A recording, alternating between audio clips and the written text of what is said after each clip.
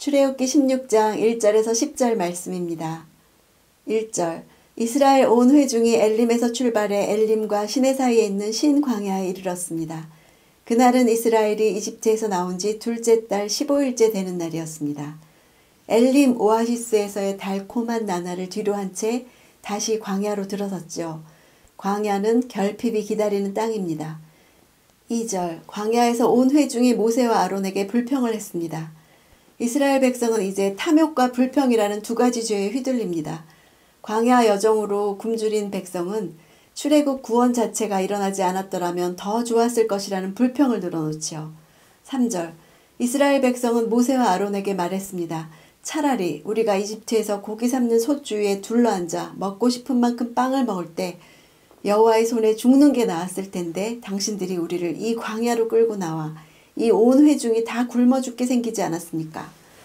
이스라엘 백성들이 실제로 이집트에서 고기 가마 옆에 편하게 앉아있던 때는 없었죠. 그런데도 이들이 과장된 말로 이집트 생활에 대한 향수를 말하는 것은 적은 양식이라도 먹을 수 있었던 이집트의 노예 생활이 더 낫다고 하는 노예 근성을 나타내는 것입니다. 여호와의 손에 죽는 게 나았다 할 때 여호와의 손은 10가지 재앙으로 이집트를 치신 그 여호와의 손이었습니다. 그들은 권능의 손으로 구원하신 여호와 하나님에 대해서 원망하는 것이죠. 4절 그때 여호와께서 모세에게 말씀하셨습니다.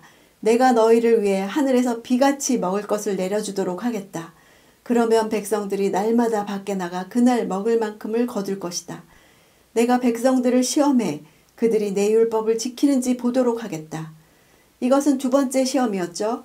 그 시험은 평일에는 만나를 하루치 이상 거둬들이지 말고 6일째 되는 날에는 안식일 것까지 이틀치를 거두라는 것이었습니다. 이 시험에서 중요한 것은 이스라엘이 하나님의 목소리에 절대적으로 순종해야 한다는 것이죠. 매일의 삶 속에서 어느 정도의 만나를 거둬들여야 하는지에 대해서 하나님의 지시를 따라야 합니다. 하나님이 하루치의 만나를 거두기를 명령하시면 하루치를 거두고 이틀치를 거두기를 명령하시면 이틀치를 거두어야 하죠. 하늘에서 비같이 내려주신다 해서 비같이 내려오는 단어는 7번째 재앙인 우박을 비처럼 쏟아부으셨던 일에서도 나오죠. 하나님은 재앙을 비처럼 내리실 수도 있으시고 양식을 비처럼 내리실 수도 있는 분이십니다. 율법을 지키는지는 나의 율법 안에서 걷는지 혹은 그렇지 않은지 이런 뜻이죠. 이 하늘에서 내리는 양식은 하나님의 율법에 대한 순종을 하는지를 시험하는 방법이 될 것입니다. 5절 그러나 6째 날에 거두는 것은 다른 날보다 2배를 거두어야 한다. 하나님은 지금 출애굽에서 하나님 나라 백성으로 공식 출발하는 이스라엘 백성에게 안식일에 관한 규례를 가시화하고 계신 것이죠. 이 안식일 규례는 마침내 10계명으로 성문화됩니다. 6절 그리하여 모세와 아론은 모든 이스라엘 백성들에게 말했습니다. 저녁이 되면 너희를 이집트에서 이끌어내신 분이 여호와이심을 알게 될 것이다. 6절에서 8절의 구조는 다음과 같은 평행 대꾸를 이루고 있습니다. 한 번만 해도 될 양식을 공급하겠다는 약속이 2번에 걸쳐서 주어지죠. 왜냐하면 히브리인에게 있어서 이는 증인의 숫자고 확증의 숫자이기 때문입니다. 모세는 완악한 이스라엘 백성이 이후에라도 하나님의 위대한 역사를 부인하지 못하도록 거듭 동일한 말을 2번에 걸쳐서 전했던 것이죠.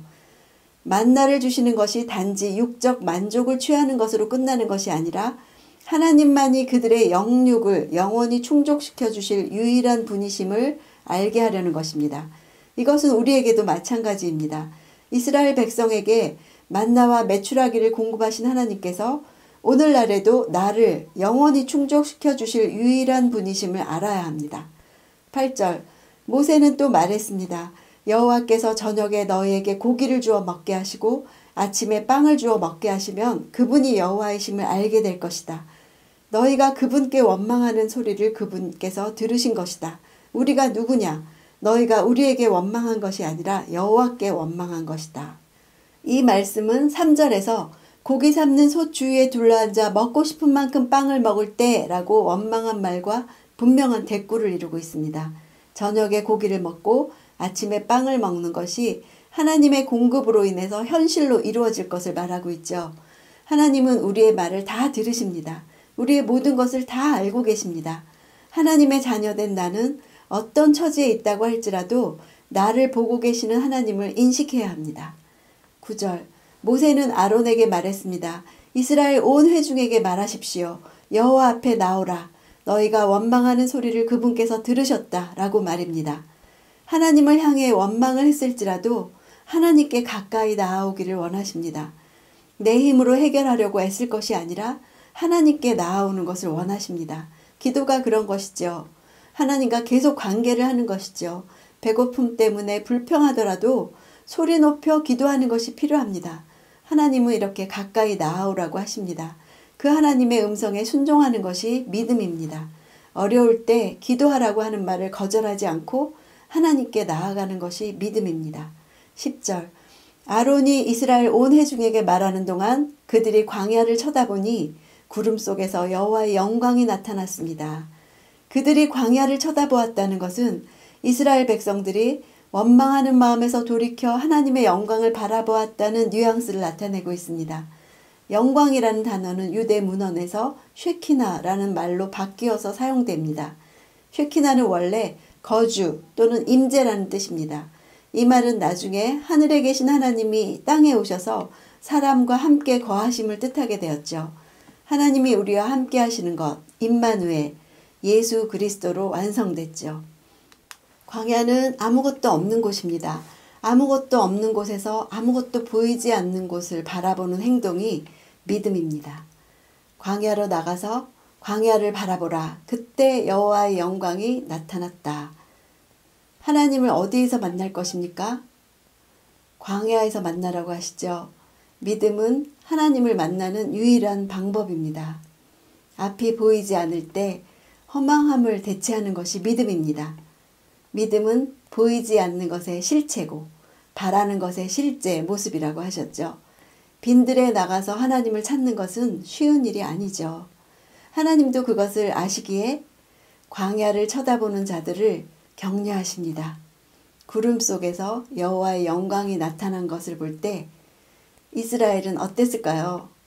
우리 모두 광야에서 하나님의 영광을 보는 사람, 하나님의 임재를 체험하는 사람, 하나님이 우리와 함께 하시는 임마누엘을 경험하는 사람이 되기를 원합니다.